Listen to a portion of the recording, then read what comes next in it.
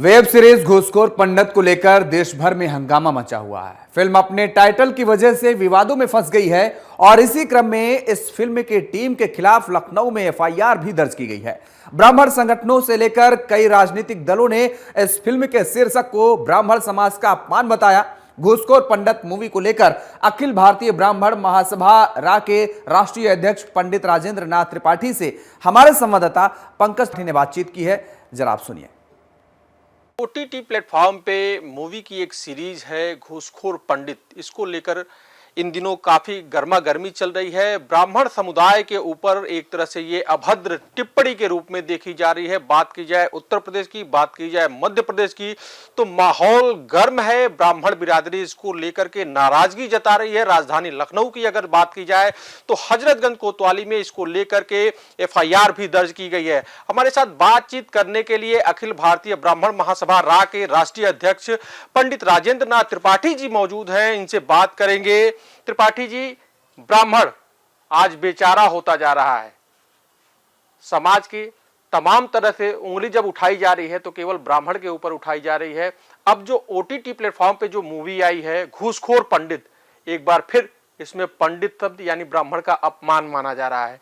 चारों तरफ प्रदर्शन हो रहा है। आप अखिल भारतीय ब्राह्मण महासभा के राष्ट्रीय अध्यक्ष हैं, ऐसे में आप इस मूवी को लेकर के क्या सोच रहे हैं और ब्राह्मणों के ऊपर इस तरह की टीका टिप्पणी को लेकर के क्या कहेंगे? देखिए, ब्राह्मणों को अपमानित करने का काम, उपेक्षित तिरस्कृत करने का काम, उनके हितों पर कुठाराघात करने की एक बहुत बड़ी सोची समझी गहरी राजनीति इस देश में चल रही है। बहुत बड़ा दुर्भाग्य है कि जिसने समाज और राष्ट्र के लिए बलिदान दिया, कुर्बानी दिया और समाज को एक सूत्र में पीरो के लेके चलने का कार्य किया, सबको सम्मानित ढंग से स्थान देने का कार्य किया, आज वह ब्राह्मण एक गहरी साजिश का शिकार यह समाज होता जा रहा है। प्रतिशोध में सारी कार्यवाहियां की जा रही हैं, चाहे वो राजनीतिक दल हो या राजनेता हो। ये उकसाने का काम, जैसे हिंदू मुस्लिम करके उसमें ब्राह्मण को आगे लाया गया, आरक्षण है तो उसमें ब्राह्मण आगे आया, यूजीसी में आया तो उसमें एकदम गहरी खाई बारूद के मुहाने पर खड़ा करने का काम किया गया।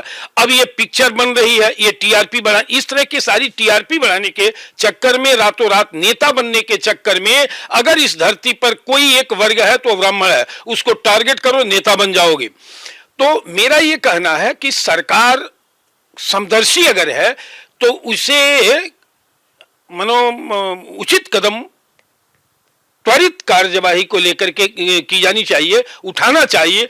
लेकिन इसके पीछे राजनीतिक दलों की गहरी साजिश है कि ब्राह्मण को उपेक्षित करो, अपमानित करो, इनके हितों पर कुठाराघात करो, बेचारा बना दो। ब्राह्मण नेतृत्व करता रहा है समाज का, राष्ट्र का, आज उस बेचारा बना दिया गया। ये प्रतिशोध है बुरी तरह से, और कोई राजनीतिक दल इससे अछूता नहीं है, कोई वकालत करने वाला नहीं कि आखिर में ब्राह्मण समाज के ऊपर इस तरह के हमला क्यों हो रहे हैं, और हो रहे हैं तो हमलावर के विरुद्ध कानूनी कार्यवाही हो क्यों नहीं रही है। तो ये गहरी साजिश है, इसका पर्दाफाश होगा आने वाले समय में। लेकिन इस बात को लेकर के देश और प्रदेश का ब्राह्मण आक्रोशित है, क्योंकि बड़ा संगठन का नेतृत्व करता हूं मैं अपने समाज का। 28 फरवरी को इंदिरा गांधी प्रतिष्ठान में प्रबुद्ध समागम कार्यक्रम का यह मुख्य मुद्दा होगा कि आखिर में किन कारणों से ब्राह्मण समाज हमले का शिकार हो रहा है, चौतरफा हमले का शिकार क्यों हो रहा है। इस पर तमाम विद्वानों के मत आएंगे, उसके बाद कुछ न कुछ एक ठोस निर्णय समाज लेगा। त्रिपाठी जी, आपने कहा कि राजनीतिक रोटी सेकने के चक्कर में ब्राह्मण समुदाय का अपमान बार बार किया जा रहा है, लेकिन देखा जाए तो ये मसला जैसे आया, सबसे पहले जो दलित की मसीहा इस समय कही जाती हैं बसपा सुप्रीमो मायावती, उनका एक ट्वीट आया और उन्होंने कहा कि उत्तर प्रदेश के अंदर लगातार ब्राह्मणों का अपमान हो रहा है और अब फिल्मों के माध्यम से देश के बाहर भी, प्रदेश के बाहर भी, पूरे देश में अपमान करने की ये कोशिश हो रही है, इस पे शिकंजा कसना चाहिए। तो पहली राजनीतिक व्यक्ति थी जिन्होंने इसको लेकर के ट्वीट किया। उसके बाद उत्तर प्रदेश में डिप्टी सीएम जो ब्रजेश पाठक हैं, ये भी कहे कि ये निंदनीय कार्य है, घोर निंदनीय कार्य है, इसके खिलाफ कार्यवाही होनी चाहिए। तो देखा जाए तो बसपा लगातार कुछ दिनों से चाहे ब्राह्मण में जो लोग कमजोर हैं उनके रिजर्वेशन को लेकर के आगे आ रही है, या फिर ब्राह्मणों का जब अपमान हो रहा है तो उसको आगे लेके आ रही है, लेकिन सत्ताधारी पार्टी में तमाम ब्राह्मण वर्ग के लोग हैं वो अभी चुप्पी साधे बैठे हैं। देखिए, इस विषय पर सुश्री मायावती जी ने जो टिप्पणी किया है काबिले तारीफ है। मैं पूरे संगठन और समाज की तरफ से उनको बधाई देता हूं कि पहली बार मुखर होकर के ब्राह्मण हितों पर हो रहे कुठाराघात, अपमान, तिरस्कार पर सुश्री मायावती जी का जो बयान आया है, मैं हृदय से उसका स्वागत करता हूं। रह गई ब्रजेश पाठक जी का, तो एक बड़े चेहरा समाज के हैं, सरकार में हैं, उन्होंने भी इसकी निंदा किया है और कार्यवाही की मांग किया है, उनको भी मैं हृदय से धन्यवाद देता हूं। वहीं विभिन्न दलों में बैठे ब्राह्मण नेता जो अपने क्षेत्रों में ब्राह्मण जात के नाम पर, जनेऊ के नाम पर ब्राह्मण से वोट लेने का कार्य करते हैं, इनके मुंह पर दही क्यों जमी है, ये समझ में नहीं आ रहा है। क्या इन्हें 2027 में 29 में ब्राह्मण मत की जरूरत नहीं है? जाएंगे तो किस मुंह से जाएंगे अपने समाज में कि मैं आपके समाज का हूं और दीजिए? पूरा समाज इससे आहत है और पैनी दृष्टि से देख रहा है कि आखिर में इन कठिन परिस्थितियों में कोई गैर जात का व्यक्ति, कोई राजनेता बोले न बोले, लेकिन जो हमारे समाज के सांसद, विधायक हैं, मंत्री हैं, वो क्यों नहीं बोल रहे हैं?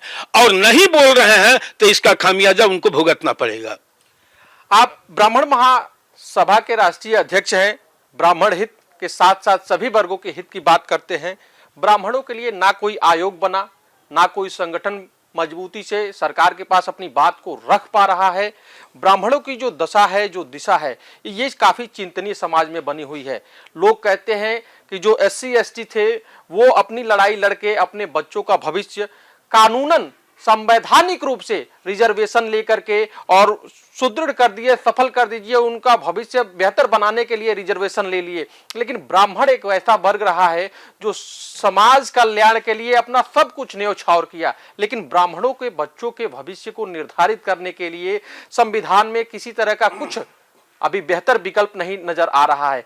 क्या लग रहा है आज ब्राह्मणों के लिए, ब्राह्मण के बच्चों के लिए, और जो समाज सुधारक के रूप में ब्राह्मण जाने जाते हैं, इनके स्थिति जो लगातार जो गिर रही है उसको बचाने के लिए, उसको सुधारने के लिए, बेहतर करने के लिए आज क्या करना चाहिए? देखिए, इसके लिए हम और हमारा समाज दोषी है। जो लड़ेगा उसी के हाथ में कुछ प्राप्त होगा। लड़ाई से भाग रहा है ब्राह्मण, इसीलिए हमला का शिकार हो रहा है।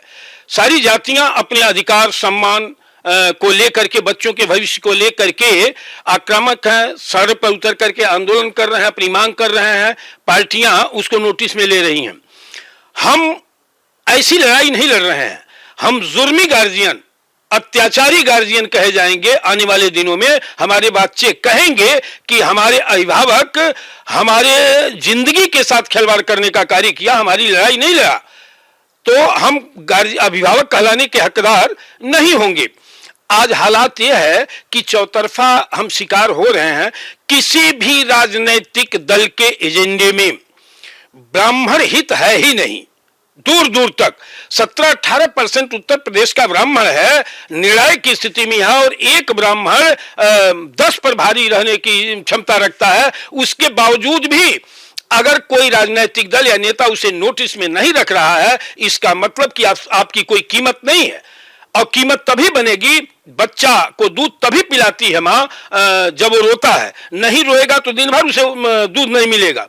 ठीक उसी प्रकार से ब्राह्मण अपने हक की लड़ाई लड़ नहीं रहा है जिस तरह से लड़ना चाहिए, और नहीं लड़ रहा है तो उसकी आने वाली, इसका दंश उसकी आने वाली पीढ़ियां बुरी तरह से झेलेंगी, और इसी तरह से अपमानित होते रहेंगे, हमारे हितों पर कुठाराघात होता रहेगा। इसलिए मेरा निवेदन है ब्राह्मण समाज से कि संगठित होकर के अपने हक सम्मान की लड़ाई, अपने बच्चों के भविष्य को लेकर के सड़क पर उतर करके लड़े। संवैधानिक नियम विधानसभा में, संसद में बनाए जाते हैं। आने वाले समय में उत्तर प्रदेश विधानसभा का बजट सत्र 9 फरवरी से शुरू होने वाला है।